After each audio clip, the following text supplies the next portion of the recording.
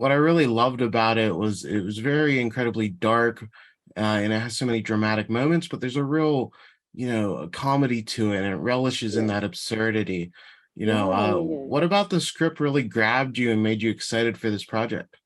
Well, I think that level of absurdity that it leans into is one of the things that caught my eye initially.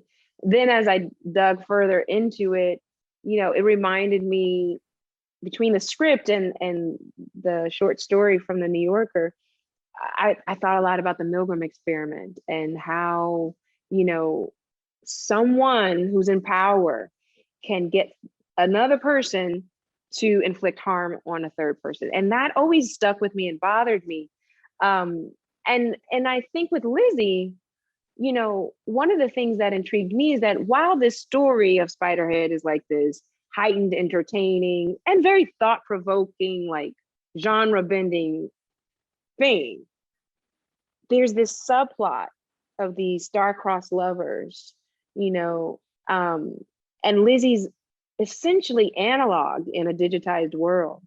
And her presence and the bond that Jeff and her build really are the thing that threaten the system the most. And this idea that, I'm a romantic at heart. So this idea that love and unconditional love and redemption and forgiveness of oneself could be the thing that's actually more powerful than the synthetic power. I mean, it absolutely, that idea moved me. And then I met with Joseph Kosinski, our director, and I was like, I gotta work with this guy.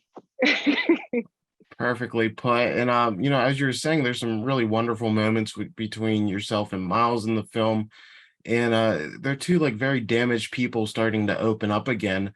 What went into that portrayal there?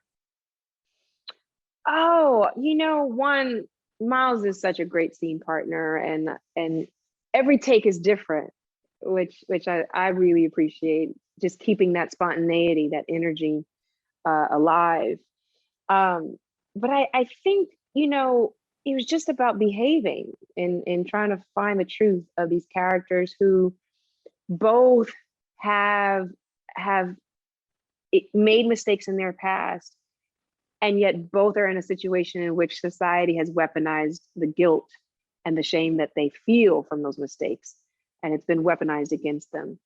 And and that bond that they share in being kind of seen through their shame, um, it's quite beautiful because they eventually they're seeking that unconditional love that you experience with someone when you say, hey, this is who I am, these are my scars, these are my wounds, and when that person sees you, all of you, and they still choose you, uh, it's so beautiful.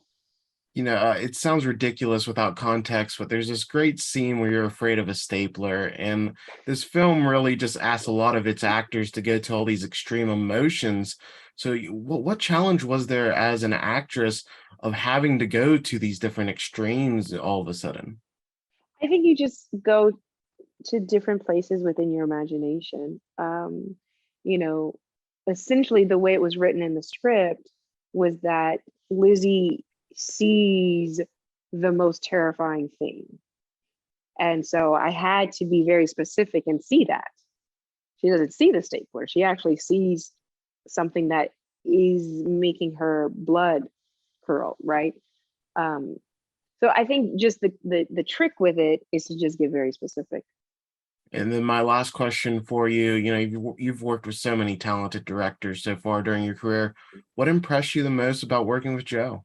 He's so visionary. He sees the film before we even get there. He's very decisive, which I appreciate in a director, and very collaborative. As I said before, he creates a space for everyone to just do their job. And he goes, listen, I've hired the best people that I believe are the best for these positions. And he empowers you to be your best. And I think that's just a mark of a great director. Instead of trying to micromanage you, right? They go, I believe in you and I'm gonna push you.